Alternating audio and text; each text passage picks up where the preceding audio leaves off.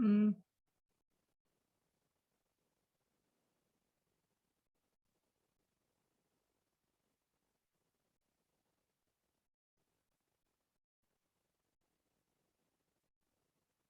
Hi, everyone. As you are all filtering in here, I'll go ahead and do a quick introduction for myself, for Sales Tax and More, and Mike, and then we will go ahead and get started. So first webinar back in a couple months here. We're really excited to have our live webinars back, and we're really excited to have you all here. Today, our webinar will be Sales Tax Nexus versus Income Tax Nexus. And let's review some housekeeping items. So first and foremost, if you are here for CPE credit, we do need you to answer our poll questions as they pop up on your screen. If you have trouble answering those poll questions, please send us a message and let us know. You do have to answer the poll questions in order to receive CPE credit. The other thing you have to do to receive that CPE credit is fill out the survey at the end of the webinar, and that should populate automatically for you. A couple other important things to take note of here as we're going along. If you have questions, as we are going through, please reach out and ask those questions. You can use the Q&A feature in the middle of your screen. And we will address those at the end of this webinar or follow up with you via email. No need to hold those questions until the end. Just ask the questions as you have them, and then we'll address them at the end. We also will be linking today's slides in the chat box, uploading them to Zoom, as well as emailing them to you at the end. So there are a few ways to get a hold of those slides. Please just take note and hold tight for a second, and we'll get that to you. We also will be linking today's handouts, and you will find them in Zoom as well. And let's do some quick introductions. So we are Sales Tax and More. Sales Tax and More is a full service consulting and solutions firm. We have a really great team here of experienced tax professionals who are very dedicated to fulfilling your state tax and related needs. So we do a lot of sales tax returns, sales tax registrations, consultations, research, and like our name states, more. So if you have questions about our services, please reach out and ask. We would love to work with you. And a quick introduction for our founder, Michael Fleming. Mike's state tax knowledge is very well-rounded, and he has helped thousands of companies of all sizes and in all industries, and is especially well-known for his work in the e-commerce industry. So Mike, if you want to take it from here, I will mute myself. Thank you very much, Ellie, for that wonderful introduction. And thank you, everyone, for joining us. As Ellie mentioned, this is our first live webinar in a while, and it's from our new headquarters here at the STM Ranch in East Texas. So a couple of firsts. We've got a lot of information to cover today. We're going to go over a definition of Nexus, and then we're briefly going to touch on Sales Tax Nexus, because we've got so many other webinars out there about Sales Tax Nexus, and there's a lot of our competitors and a lot of the software companies talk about Sales Tax Nexus. We're going to go into Income Tax Nexus, and you can't have a discussion of Income Tax Nexus without talking about Public Law 86-272. So we're going to talk about what the guidance from the MTC has been, historically, and then we're going to talk about their new guidance, and then we're going to talk about some aggressive states. They're getting very aggressive with income tax, and then we will open it up to questions. So a lot of information going to be coming your way. Hopefully, when you leave here today, you'll understand that there are different Nexus standards, and you can have Nexus for one tax and not the other, and vice versa. You can understand the protections of Public Law 86-272, as well as the limitations of Public Law 86-272, and then understand where you and or your clients may have exposure and where they don't, where they can rest easy. So as always, the worst time to find out you have problems is when the state's knocking at the door, when they're sending you a Nexus questionnaire, when they're picking up the phone and calling you, whether they're sending you snail mail or emails. However they're contacting you, Once they're contacting you, the reason why that's the worst time is because a lot of your options to mitigate past exposure are off the table. So if you're being proactive, you have a number of different options that you can utilize to limit some of the past exposure. Ellie, why don't we get started with a poll question, see who we've got in the audience here. Yeah, absolutely. A quick reminder to everyone that you do have to answer these poll questions in order to receive CPE credit. The first question we have here should be up on your screen. It's how would you rate your Nexus knowledge? Your choices are what's Nexus? You know the basics, you have an intermediary knowledge, or you are a Nexus expert, or like we like to say, an expert. And Mike, most people know the basics, but we kind of have a wide range here of absolute beginners to even a few experts in the crowd. So I'll end this and let's move Great. forward. Like when we have some experts in the crowd, they keep me honest. Okay, so let's get started. For those of you who are beginners, let's do a quick definition of what Nexus is. And Nexus, it's a fancy word that simply means link or connection. And when we're talking about taxes, it's the link or connection that must be present before state can require you to do anything. So before a state can make you collect sales tax or seller's use tax, or pay a tax like an income tax or a franchise tax or a consumer use tax, you've got to have some sort of link or connection with that state. And we call that link or connection Nexus. And if you don't have this link or connection, then you've got no problems and no responsibility. Remember, a state can't make you do anything unless you have some sort of link or connection with it. So no Nexus equals no problems and no responsibility. Now, historically, this link or connection had to have some sort of physical component to it. But since we had Wayfair back in 2018, that's the U.S. Supreme Court case, no longer has to just be a physical component. I mean, a physical component or a physical activity can still create a nexus for you, but it's not required. We now can have what's called an economic nexus. And this can be based, right now we're going to be talking about sales tax. We'll talk about income tax in the second portion of the webinar. But this economic nexus, this link with the state, can now be based solely on sales or transactions. And South Dakota thought that $100,000 in 200 transactions, important word there, or, they thought that was enough to create this significant nexus. And a lot of the states jumped on board and came right behind them and followed this $100,000 or 200 transactions.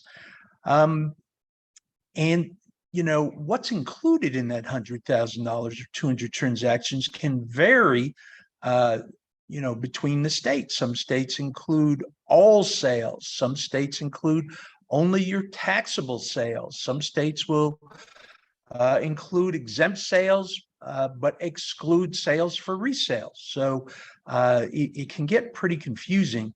Also, what's the look back period? Is it all based on the previous year, or is it based on the previous year or the current year?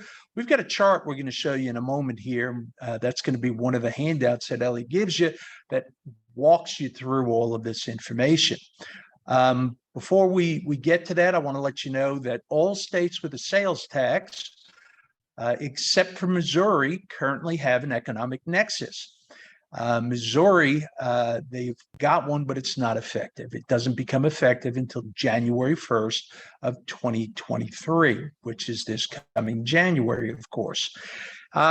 Their threshold is $100,000. There are no transaction thresholds there.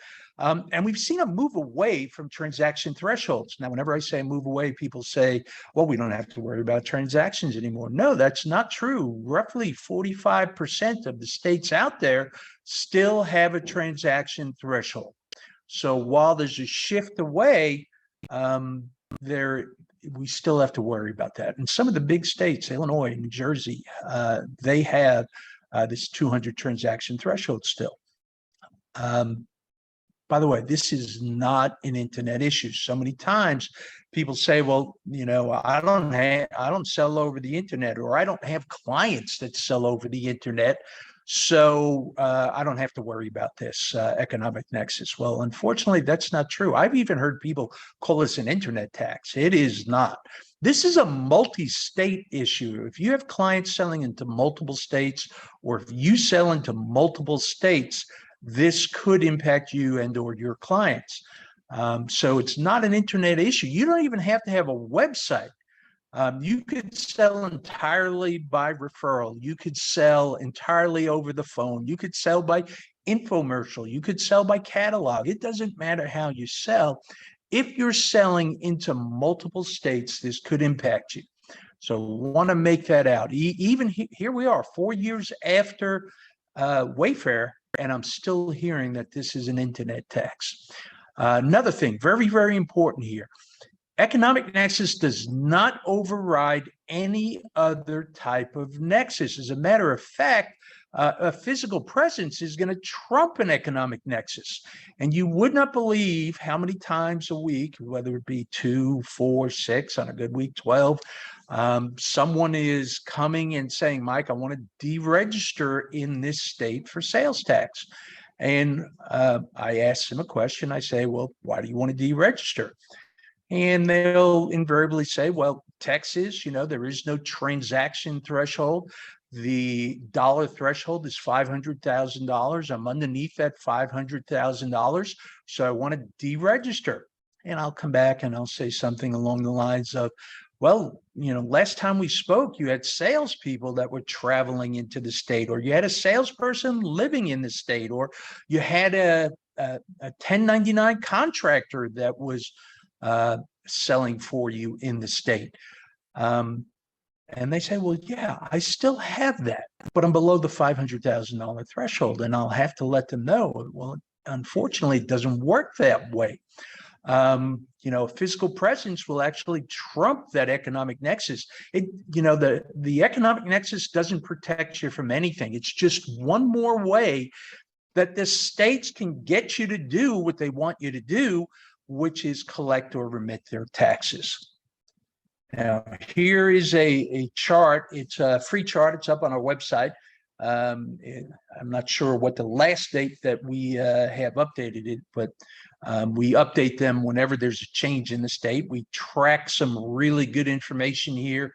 Number one, the effective date. Number one, two, the monetary threshold, the transaction threshold, if any, and then the calculation methodology. I mean, a lot of states say previous or current calendar year.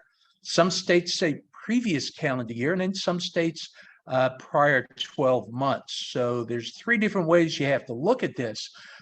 On the previous calendar year, that's pretty easy. At the end of the year or the beginning of the year, you see if you have crossed any of the thresholds. And if you have, you should get registered, in January, end of December. If you have not, you don't have to worry about it until the following January. What gets a little bit trickier are the states that say previous or current calendar year. And I'll give you an example here. I was doing a data review for one of our clients. That's when we look at the data and make recommendations where they should register. They did not have the year-to-date data, and this was in the month of March or April. And they had appeared on a TV show Shark Tank, and their sales had exploded, but I didn't know that at the time. So they just gave me the previous year's information, and based on that, this was a small company. They, were registered in like 3 or 4 states. I told them to register in another 2 states. Salesperson told me, hey, Mike, we really should get the year-to-date information. And just based on that first quarter, we went from being registered in about 5 states to being registered or having a requirement to register in 20 plus states, because that's how quickly their sales were growing. So if you've got a client whose sales are growing very quickly, or your sales are growing very quickly, you're going to want to check it before the end of the year. If your sales are running at the same pace as the previous year, then maybe you don't have to check it as often, and maybe not even till the following January. So this chart is invaluable. It tells you what's included in the thresholds, whether non-taxable sales are included, what's excluded. What type of tax should remote sellers register for? This is becoming a bigger problem. I see people registered for the wrong type of tax, and then they're, some third party has gotten them registered, or they've done it themselves. And, then they're coming back and saying, why is my tax wrong? Why is, my rates off? And it's because they're registered for the wrong type of tax. Great example is in Colorado, they're signed up for the seller's use tax, and seller's use tax, you're not collecting the local rates. They should be signed up for the sales tax, and they are subject to collecting the local rates. So very important information. You can go out to our website, and Ellie's going to give you the most recent version right now. But 6 months from now, you can just go out to our website, and it's up there and it's free. This economic nexus, South Dakota was the state involved in the Wayfair case. They were pretty smart. They said, we're going to do this only from the effective date. Let me back up there. They said we're only going to do this on a going forward basis. In other words, we're going to prospectively enforce this. But that's from the effective date. That's not from the date that you realize you have nexus. And some of these effective dates are getting pretty old. We're looking at 4 years on some of them, others 3 years. So this is something you don't want to procrastinate on. A recent survey out there said that 50% of companies are not yet compliant for economic nexus, and the states know that. So they are starting to become quite aggressive. You've got states like Illinois and South Dakota and Wisconsin questioning the dates of registrations. Now, South Dakota won't even let you use a prospective date, a current date or a date in the future. They want you to prove that you didn't have nexus going back to 2018. Wisconsin and Illinois are two. And Maine, by the way, is like South Dakota. They won't even let you get registered, or they question you quite toughly. Wisconsin and Illinois, they will let you get registered, but then they've begun auditing everybody. So we had one client who got registered in January of 2019, and Illinois thought it should have been October of 2018. They audited him and went back those couple of months. We've had other clients receive audit letters, and they weren't as lucky as this company, which only had a couple of months. So a lot of times your clients may want to just register going forward, and in a lot of states, that's not going to create an issue unless they find you. You still have all that past exposure. But in certain states like Wisconsin and Illinois and South Dakota and Maine, they're going to be a lot tougher, and you just can't register prospectively. In those states, we make our clients. We don't even give them an option to register prospectively. We do VDAs and or historical registrations. A historical registration is when you get registered using the actual date that your nexus began, because those states are going to be coming. And as time goes on, we expect more and more states to follow that suit. So that's another reason why you don't want to procrastinate. You want to get this done as soon as possible. Now, moving on to physical nexus, the biggest creator of problems for companies is this third-party nexus. And the reason why is it just doesn't make sense. I mean, if we're looking at our activities to figure out what our nexus footprint is, where we have links with states, the activities of third parties usually just don't come to mind, yet there are two U.S. Supreme Court cases, one in 1960, one in 1987, that say that, yes, the activities of third parties can create nexus. Now, the Tyler Pipe case in 1987, the language there was very, very important. They said, if someone's helping to establish or maintain a market, then that can be nexus creating. So the first one was the Scripto Case, and that was a pen company, Georgia. They had 10 independent contractors in Florida. Florida said that that was enough of a significant presence in order for Scripto to be collecting and paying taxes. And went to the U.S. Supreme Court. Scripto was saying, you're out of your mind. These people don't work for us. They're true third parties. How in the world can they create a link or connection? And unfortunately, the U.S. Supreme Court said, it's constitutionally insignificant as to what you call them or what you pay them. They're doing the same activity. So yes, they can create nexus. So this is referred to a number of different things, agency nexus. We make it simple. We just call it third party nexus. Third parties can create nexus. And because it doesn't make common sense, and all the time I've been doing this, this is the biggest problem when companies are found. They have nexus going back years and years and years. So activities like installations, implementations, training, you've got a whole list up on the screen here. Generally, what we tell our clients, is that if you have someone going into a state or working in another state on your behalf and they're interacting with the public or your clients, then there's a good chance that that's going to create nexus. However, not all third-party relationships do create nexus. Let's say you hire someone to develop software for you and you're going to pay them on a 1099 basis. Well, they're not interacting with the public or with your clients generally. It's more like a back office type function, and that is not nexus creating. Or you hire a bookkeeper.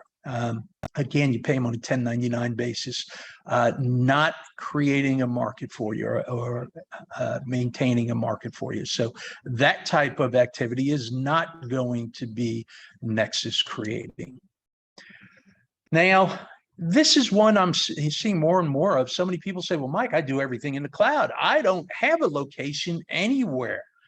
However, the states don't see it that way. Where you live or where you operate your business from creates a link or connection with that state. So anywhere you have employees or where you live or operate your business from, where your employees travel into a state on your behalf, where independent contractors travel into a state on your behalf to help establish or maintain a market, then the states see that as nexus creating. There are 10 common nexus creating activities. This is up on our website also. Ellie's going to share this with you. When we say common, this is when most states, if not all states, view these activities the same and that they say they do create nexus. Minor deviations, but for the most part, these are going to be nexus creating in the majority of states out there. That's in direct contrast to these 12 state-specific nexus creating activities. And these are going to be widely different on a state-by-state basis. For example, trade shows.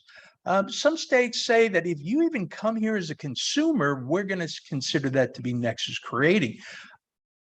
We don't tell our clients to worry about that because I think the states would be hard pressed to make that stick. But if you're, going to be presenting at a trade show, then a lot of states say that's enough to create nexus. Other states say, hey, you can come here, you can be a presenter, but if you actually start making sales, then that's going to be nexus creating. And then, you've got Nevada, which says you can come here to as many trade shows as you want. But if you're taking money, if you're delivering product, then you have to collect the tax, and you just have to remit it to the state either through the promoter, or when you get home, you can mail it into the state. And if you're only doing that once a year, then that is not nexus creating. Once you move to 2 times a year, then that is nexus creating. So each state is going to look at this a little bit different. In general, de minimis activities, states don't address them at all. But when it comes to trade shows, a lot of states lay that out. For example, if you're there less than 3 days a year, or if you're there less than 2 weeks a year, there are carve-outs because states want you to come to their trade shows. So Ellie's going to hand this out also. And let's wrap up sales tax nexus. Number one, physical nexus is still alive. You still have to worry about it. And perhaps it's more important than ever because the states know 50% of companies are not compliant for the economic nexus, and they are going to be looking for all of these economic nexus companies, and they're going to stumble across all types of nexus. So you may not have a lot of exposure for economic nexus, or you do, it's only 4 years old. But if they can find out that you have, third-party nexus, and it goes back 10, 12 years, that's where the states are really going to get you. Number two, one of the reasons or a couple of the reasons we see that companies are not getting registered for the economic nexus is their advisors have told them, Congress is going to step in and do something. Well, when we get to the income tax side here, you'll see why I think that's not going to happen. But the Supreme Court was going to step back in, and they may, go after a state like Illinois, which I think has implemented very poorly. And it is going to be subject. I don't think it's constitutional. So I think that one is going to have some problems. I didn't say don't get registered in Illinois right now, because it's real easy for them to turn around and get it so that it is constitutional. But the way that it stands, it's a problem. It is discriminatory against interstate commerce, because if you have a warehouse inside the state, you only have to collect it for the one location. And if you're located outside the state and don't have any locations in Illinois, then you have to, every time you make a sale, you've got to collect a different rate. And when you're reporting the returns, it's an absolute nightmare. There's up to 4,000 jurisdictions or so in Illinois. So economic nexus is not going away. I don't think that we need to be waiting for it anymore. I think we need to be proactive.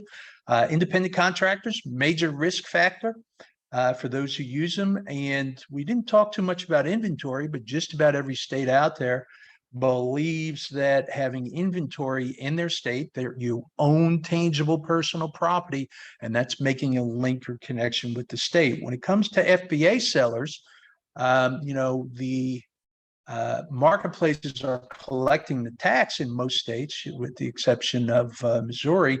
But if you're selling through other platforms like Shopify, the inventory at an Amazon warehouse can still create the nexus. Pennsylvania is going after sellers for that very reason there. So, and remember, the physical presence overrides the economic nexus. So Pennsylvania is $100,000, no transactions. If you've got $30,000 of sales in Shopify, a lot of people are not getting registered, but that inventory in the Amazon warehouse creates that link or connection with Pennsylvania, and Pennsylvania believes that you need to be registered.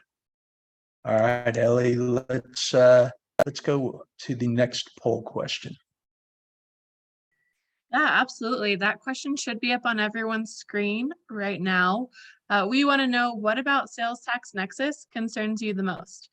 Nothing, you have it down. Economic nexus, third party, travel, and other are your options. Mike, let's leave this open. A few more questions, answers, or a few more seconds. Answers are still rolling in, but we're kind of across the board here. mostly economic nexus and third parties, it looks like, but definitely some travel and definitely some people who have it down. So let's close this out and we can move forward. Yeah, those are usually what we see, economic nexus, because it is fairly new and a lot of misinformation out there, and still a lot of people just don't know about it. Third parties, because it doesn't make common sense, and then travel.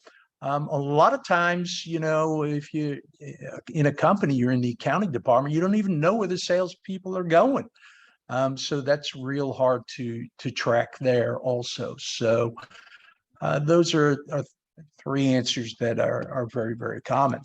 All right, so let's start with some income tax nexus cases. There's a couple here. The most important is Northwestern Cement. This is a 1959 case. And the fact pattern here is very important. Company had an in-state office with salesmen soliciting orders of tangible personal property. Orders were then approved outside of the state and then fulfilled from outside the state.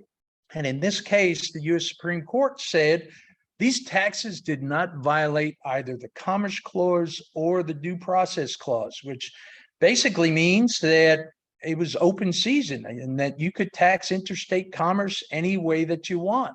Well, Congress moved very swiftly. Within 7 months, we had Public Law 86-272, or it's also called the Interstate Income Act of 1959, and it basically nullified the Northwestern Cement opinion. Now, we're going to talk a lot more about 86-272. Some other cases that are important, though, Quill, and even though Wayfair overturned Quill, Quill is important on the income tax side because of the way that the Supreme Court said that you needed some sort of physical presence for sales tax. They used some limiting language, and I'm paraphrasing here, but they said at least for sales tax, there's got to be some sort of physical presence. Well, the states took that to mean, hey, for all the other taxes, you don't need a physical presence. So we've really had an economic nexus since for income and franchise taxes since 1992. And we saw South Carolina test that. They have the first of what we call the Jeffries cases. That's Toys R Us. And they said that the licensing of intangibles are enough to create a substantial nexus. And this stood in South Carolina. They tried to appeal it to the U.S. Supreme Court, who refused to take it. And they actually quoted the Quill case in the decision, in the opinion in this Jeffrey case. And they said, hey, physical presence is only needed for sales tax. And they used the language out of Quill. Another important case is Wisconsin Department of Revenue. And in this case, the U.S. Supreme Court tells us what constitutes solicitation of orders, and they talked about de minimis activities. So we're going to talk about that a little bit more. Before we do, let's talk about physical presence nexus for income tax. And the same activities that create nexus for sales tax can create nexus for income tax. Many states simply say that any activity not protected by Public Law 86-272 creates nexus. Now, the activities that create nexus for sales tax are sometimes protected by Public Law 86-272. So that's why the same activities that create nexus for sales tax can create nexus for income tax, but not necessarily so. Now, some states are going to list their protected and unprotected activities. Other states, not so much. Let's talk about the Interstate Income Act of 1959. As we said, it was in direct response to the specifics of the Northwestern Cement case. So sales of tangible personal property approved outside the state and fulfilled outside the state. Here's what I was saying earlier, we're counting on Congress to save us. This was 1959. And when they passed this, they did it very swiftly, 7 months, but they said, this is a temporary solution. This nexus is so complex. It is so confusing. We've got to, form panels and do studies, and, we've got to come up with a good permanent solution. Well, here we are. What's this, 63 years later? And we still have this temporary, antiquated solution. So if we're waiting on Congress to fix things now, I think we're going to have a long time to wait. As we said, Interstate Income Act, also called Public Law 86-272. Some people, look at that 86 and they think it's from 1986. No, that's the 86th session of Congress. That's what those first two numbers come from. So what exactly does Public Law 86-272 say?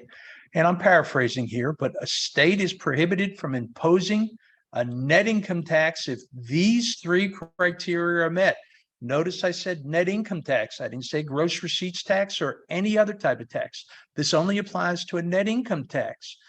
So here are the three criteria. The in-state activities do not exceed the solicitation of tangible personal property. If you're selling services along with tangible personal property, you're not protected. The orders are sent outside the state for approval, and then the orders are fulfilled from a point outside the state. So who is protected by Public Law 86-272? Well, until recently, e-commerce companies with a pure economic nexus. If you were only selling tangible personal property in states with the net income tax, it was widely believed that Public Law 86-272 would protect you. And traditional companies, even when they have independent contractors or employees in the state, if they only solicit tangible personal property and the orders are approved outside the state and then fulfilled from a point outside the state, then the state cannot impose a net income tax upon you. Now, in the Northwestern Cement case, there was an in-state office that was not addressed in Public Law 86-272. So when we look at the guidance from the MTC and the way that states have been interpreting this the last 30 plus years, then if you have an in-state office, that generally will give rise to nexus for income tax. You're not protected by Public Law 86-272. All right, so who's not protected? Companies offering services in addition to selling tangible personal property. You got to remember, back in the 1950s, we really had a manufacturing-based economy. Now we have a service-based economy. So, this only protected certain companies back in 1959. It protects even less companies today. Companies with inventory, FBA sellers. This is a big problem. We see states like California and Pennsylvania going after FBA sellers and hitting them with income tax for past years because they're low-hanging fruit. They are selling tangible personal property most of the time.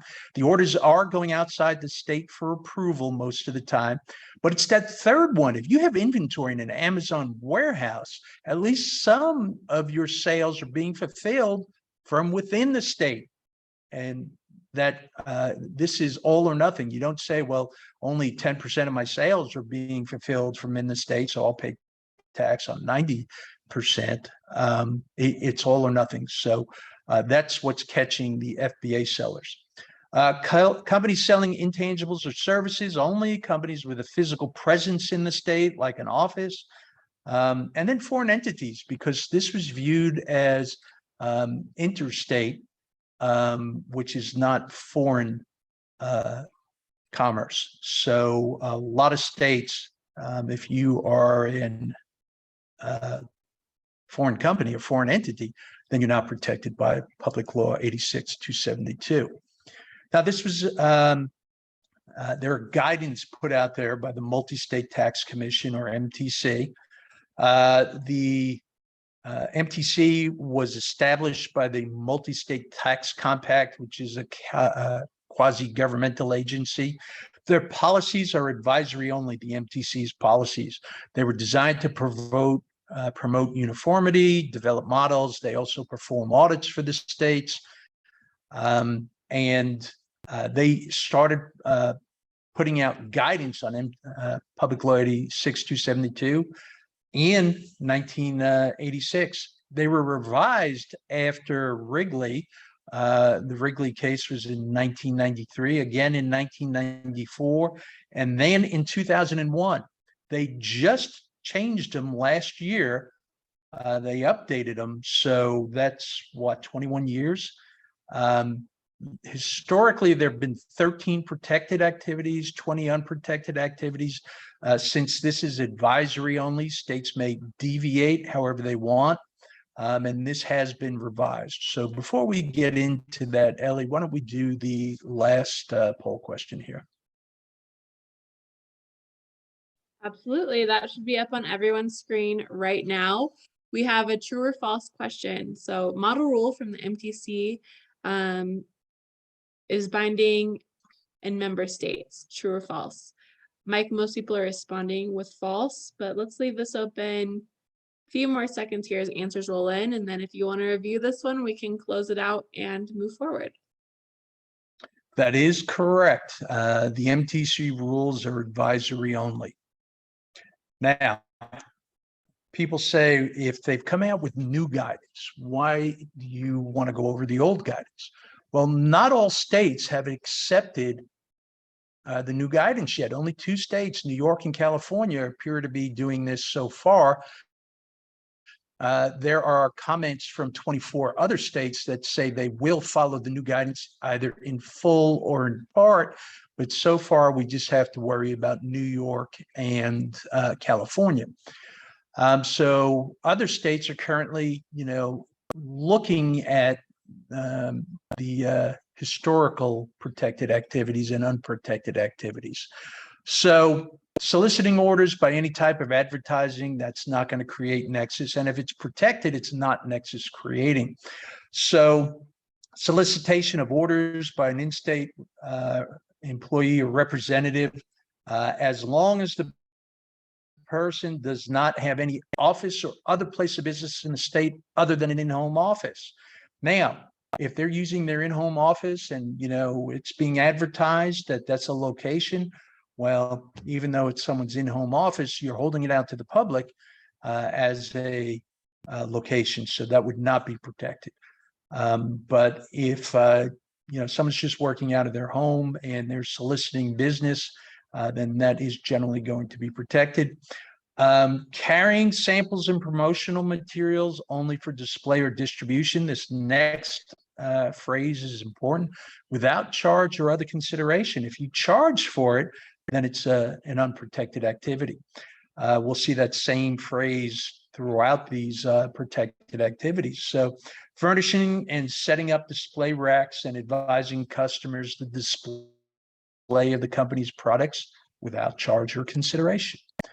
Providing automobiles. This one, struck me as different when I first started getting into this because, owning tangible personal property in the state, just about every state says that's going to be nexus creating. But here we have, if a company provides the automobiles to sales personnel who use it only for protected activities, then that's not nexus creating.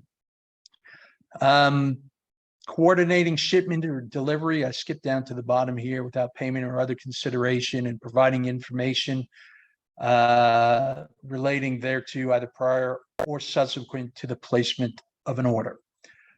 So in general, if you're coordinating the shipment and delivery, that is not going to be nexus creating. Missionary sales is just when rather than doing something for your customer, you're doing something for your customer's customer. All right, so checking customers' inventories without a charge for reorder, but not for other purposes, is quality control.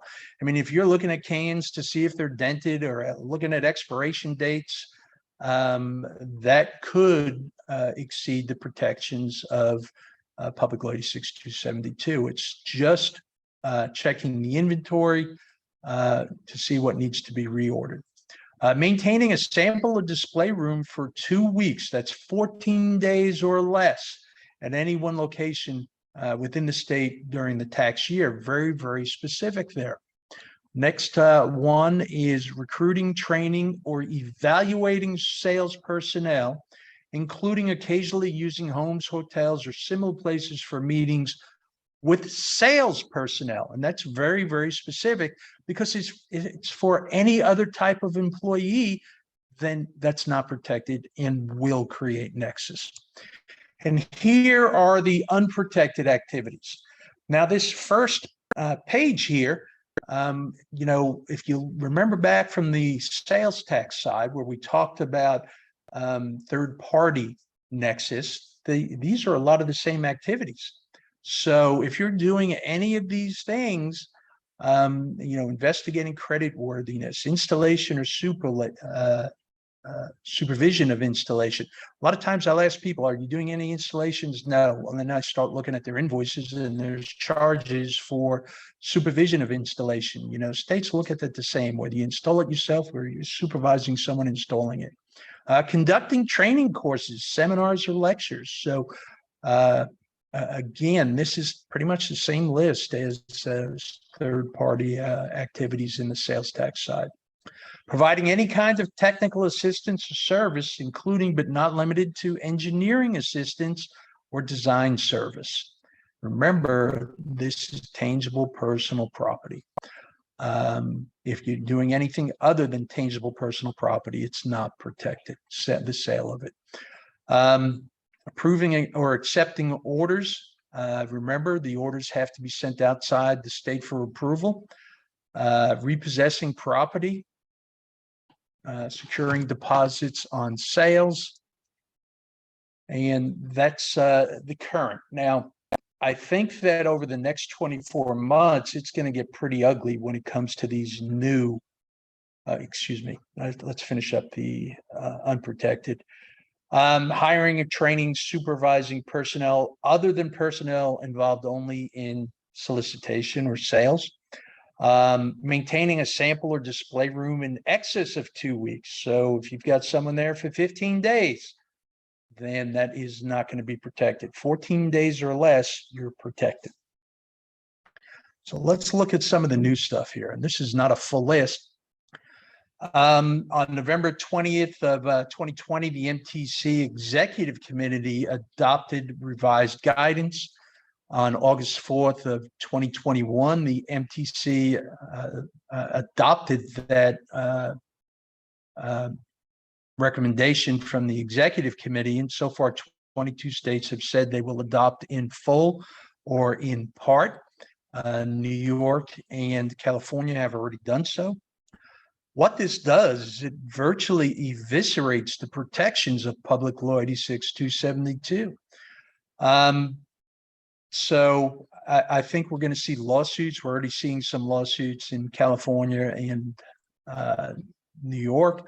I think we'll see some more. Whether we see Congress step in and fix this, I don't know. Whether we see the Supreme Court step in, I don't know. You got to remember, the whole reason we have Public Law 86-272 is because they overrode the Supreme Court case back in 1959. So I don't know if the Supreme Court is going to side with any challenges to the Mtc New Guidance. We'll have to see. Providing post-sale assistance to customers via electronic chat or email through a website. Most people offer that nowadays. Business solicits and receives online applications for its branded credit via the business's website, inviting viewers of a website to apply for non-sales employment. No one has to respond. If you just have to say, hey, here's the job that we have available, and feel free to apply, then that nullifies the protections of Public Law 86-272. Using cookies. How many online sites nowadays don't use cookies? if you're selling extended warranty plans, and remotely fixing products via the internet and Wi-Fi. So a lot of these things are done online, whereas the historic guidance, you had to actually go into the state physically in order for that to be an unprotected activity. Now you can do things from outside the state.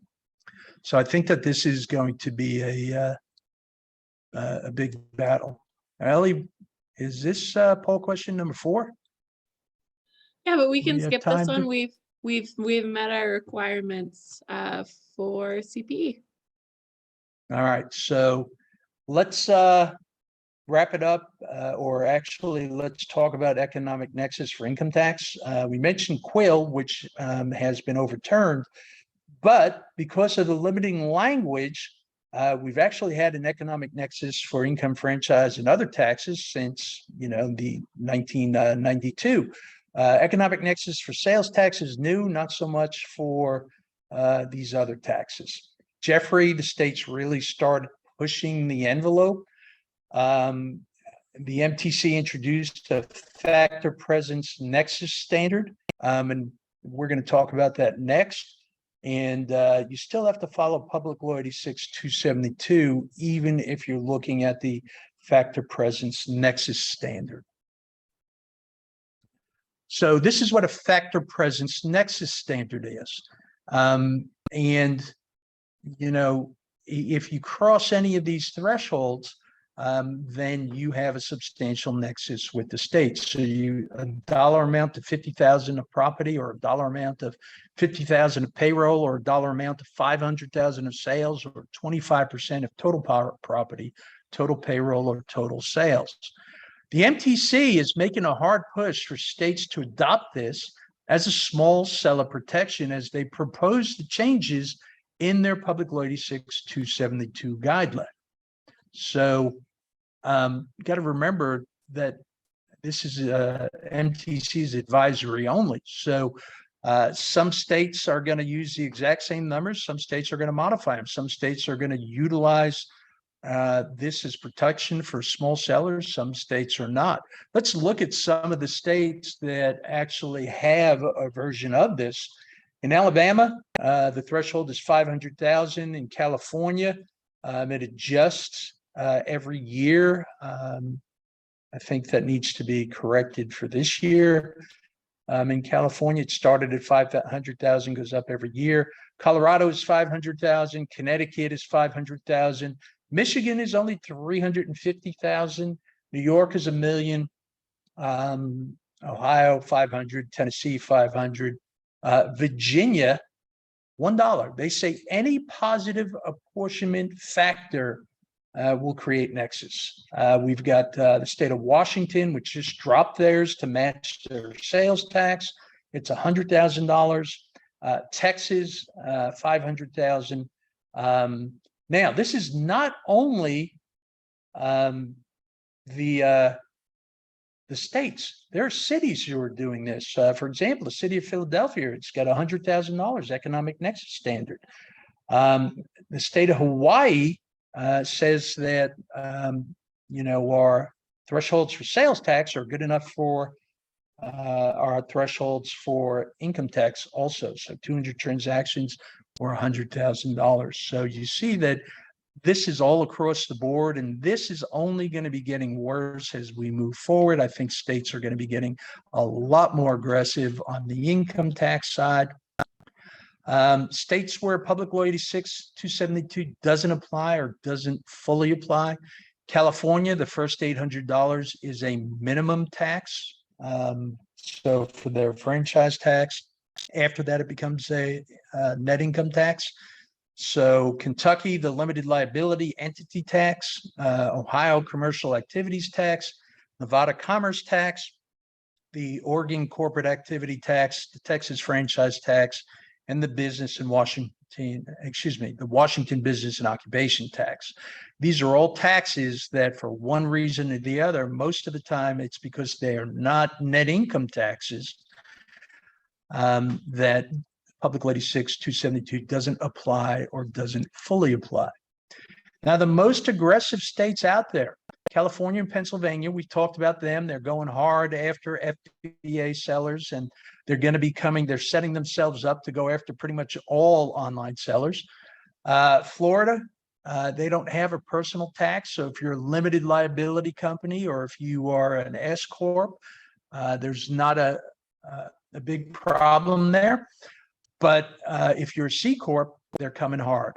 Illinois, Puerto Rico, Nebraska, South Carolina, Texas, and Kentucky, they all open up accounts for you when you get registered for sales tax. Now, that doesn't mean you have to file. You may not have a responsibility.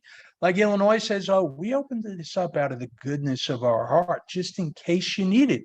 Well, I don't believe the states do anything out of the goodness of their heart. It makes me really nervous that I have an open tax account that I'm not filing in. So I pay certain attention to states like Illinois and South Carolina, Puerto Rico, Nebraska, because I'm going to have an open account there. So the minute I cross Nexus, if my exposure is material, then I am telling our clients to get registered.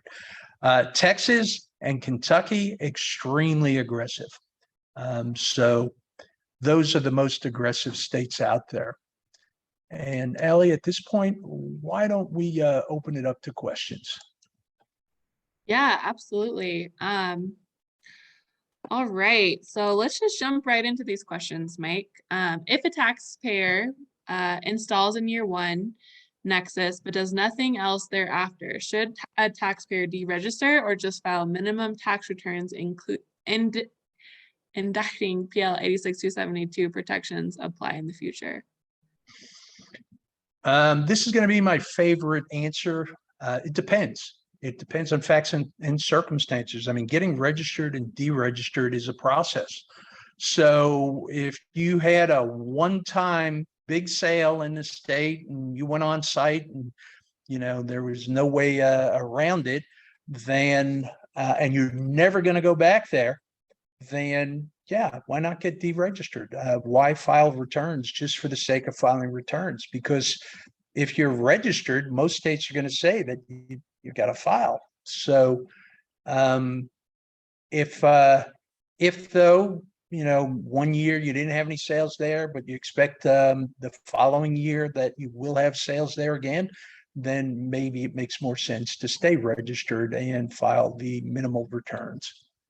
So it's going to depend on your exact facts and circumstances. Mike, you just briefly touched on this, but I want to make sure that this attendee has their question read aloud as well. So is Nexus calendar based? So if a company had some activity in 2021 to establish Nexus, but had no such activity in 2022, so Nexus in 1 year and not the other. So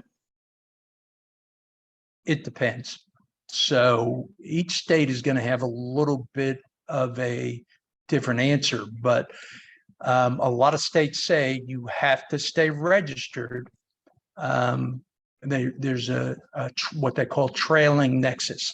So it depends on what the look back period is when you got registered. But 12 months is what a lot of the states say. So it could carry over into, or in most states, it will carry over into a portion of the new year, if not the whole new year. And then same answer as before. If you're never going to have a requirement to file a return there again, then go ahead and deregister. But especially on the sales tax side, I mean, it's, by the time you get because it is a process to deregister. Sometimes it's harder to deregister than to actually register. By the time you get deregistered, then, all of a sudden you have to register again. So it all depends on your specific facts and circumstances and mindset. All right. And Mike, it looks like we're about out of time. Is there any, I don't know if you have these questions up. Is there anything else you want to address quick before we close out? No, we thank that everyone who has joined us today. We've got a lot of new webinars in the rotation, and We hope to see you all in the future these webinars, and Ellie and her team do a great job of getting out that information on the website. If you want to learn more about any of the upcoming webinars, Ellie can give you a link to that also. Thanks, Thank everyone. you, everyone. Bye-bye.